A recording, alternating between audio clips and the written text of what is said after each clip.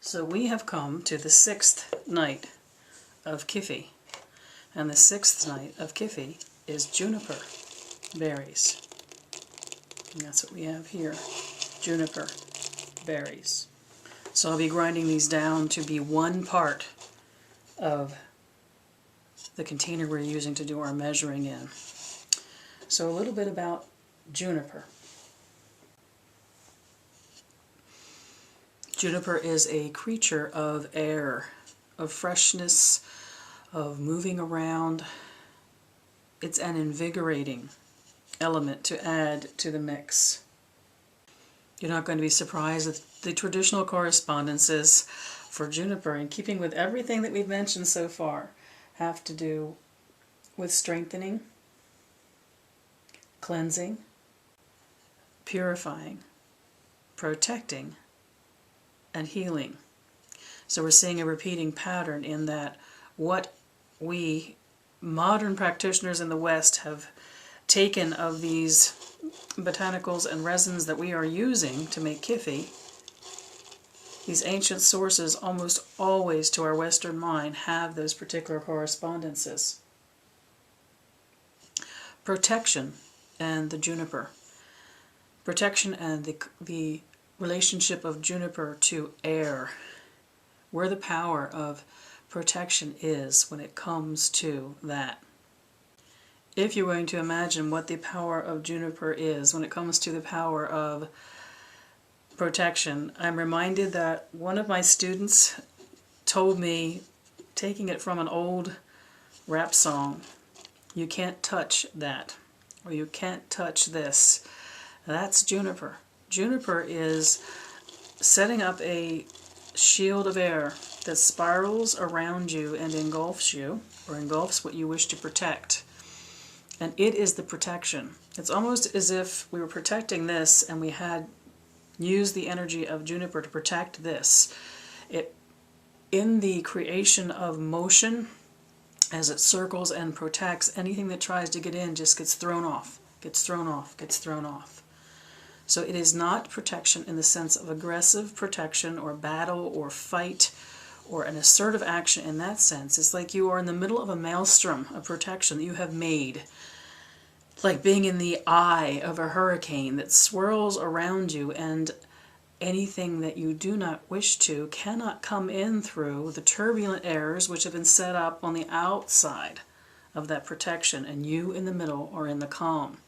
One of the things that's wonderful about using juniper for protection is you get to go on living your life without having it heavy on you that there's this protection spell you've worked, because you move in the eye, in the calm, in the peace, at the center of that energy.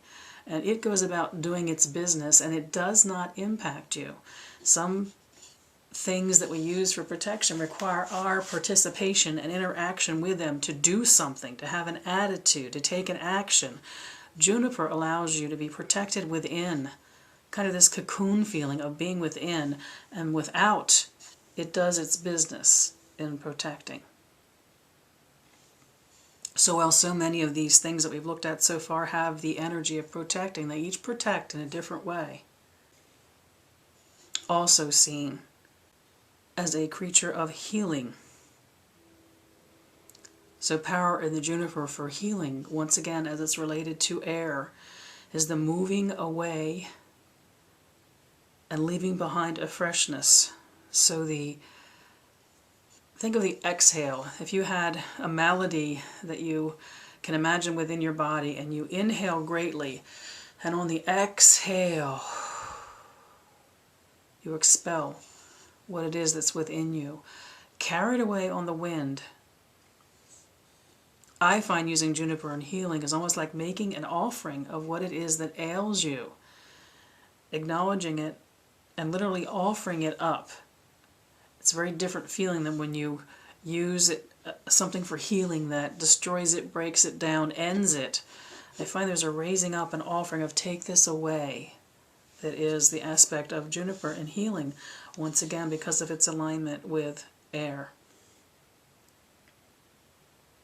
But my favorite uses for juniper, beyond the protection aspect of the business of protection happening around me while I am in calm and living my life normally within it. My favorite aspects of Juniper are its lighter aspects. Air has so many different aspects that are transformative and moving and powerful, and then there are these softer aspects of what air is, and Juniper has some of those correspondences. It is an herb of mirth. So no doubt someone who uses the YouTube name because it is her life mantra of mirth and reverence is going to relate to the Juniper. Mirth. Just being joyful for the heck of it. Mirth is not something that you're happy because. It is just a state of being happy, being joyful. A very light-hearted thing. Very important part of what Juniper is to me. It represents gathering in the sense of coming together for a festival or a celebration. It represents the energy of assembling for that kind of purpose, something that is lighthearted, that is joyful, that will be a gathering full of laughter and song, good times had by all. It's kind of a party, botanical, you might say. Once again, coming together with expectations of shared time that will be enjoyable, simply for the act of being together and celebrating. There's an aspect of Juniper I have not worked with as much because other herbs have rung stronger to me in that sense, but just so you know, another powerful aspect of what Juniper is and its correspondences, its traditional correspondence, are good fortune and things coming to you. Often the word used is gain. So it's not good fortune in the sense of further developing something you already have or multiplying you something you already have, but it is truly something new coming your way. So it is an agent of good fortune. Not an aspect of it that I have spent much time with, but I wanted to make sure you knew that it was part of its traditional correspondences. So, one part of juniper berries. They go down fairly fine, so we're going to put a bit in here, and as always, leftover will be welcome in other incense that I'm making.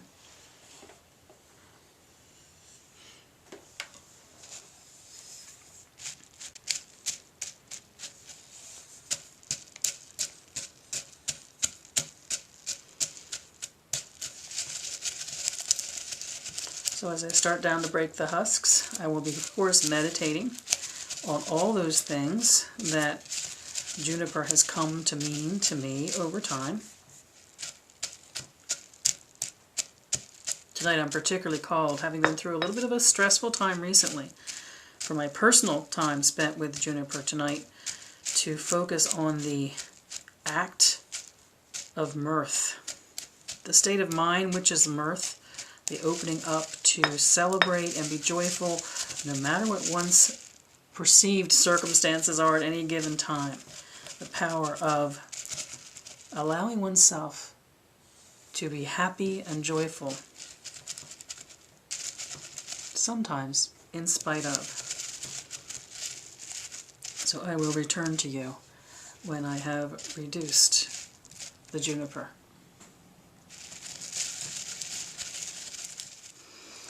Oh, have I had the most wonderful half hour or so of working on my juniper. And it reminded me in the process of doing that those of you who, I know a couple of you, have been inspired to get these larger mortars after watching me using mine. And one of the things that you want to keep in mind is you don't get a larger mortar necessarily because you want to put a lot in. Now if you remember, this bowl was 3/4 full of juniper berries. And what I did is I put about, a 1/6 of them at a time in my mortar, and I ground them down.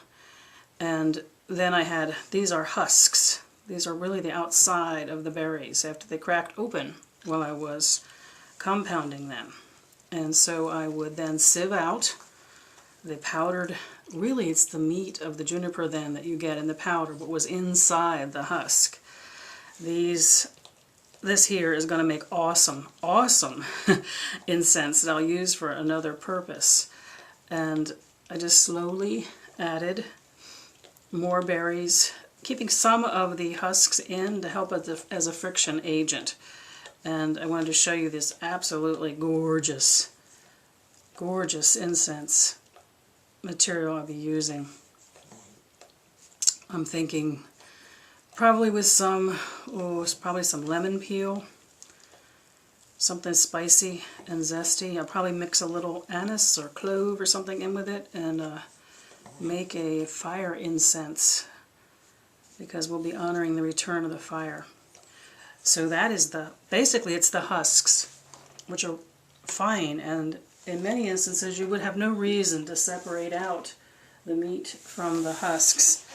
But as you know, with the Kyphi you want this fine powdery. Maybe we'll get a couple sticks out of here yet. Still finding bits and pieces I want to take out of it and get it as pure as I can. So there is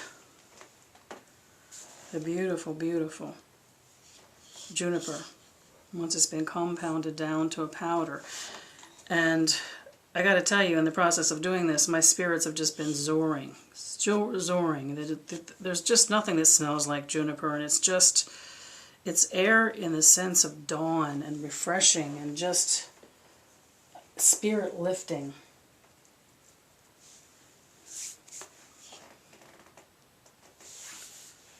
As I pick out the last of the sticks in it. So let's talk about what is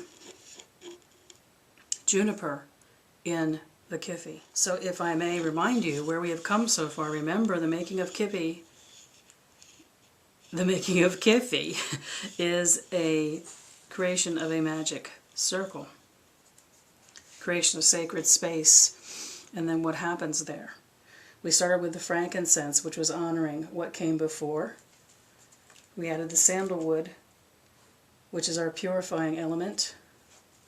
And then we added the American sweet gum we were using instead of the storax for a sense of being at peace and waiting. Then we added the myrrh, which is our acknowledgement that we understand that we are beings that are physical and spiritual. And then the cedar, which is our connection between the two worlds, as below, so above, the root through the trunk to the uplifted branches. And now we've come to juniper. Juniper is the act of welcoming. We use the correspondence of juniper in myrrh, which is the festive, joyful, mirth-bearing aspect. We have gotten to a place where we are sitting, acknowledging ourselves as spiritual and physical beings and our connection to the two worlds, and we are in an attitude of waiting, and then we open ourselves up. We make an active offering, which is, you are welcome here. The act of welcoming is juniper in the Kyphi.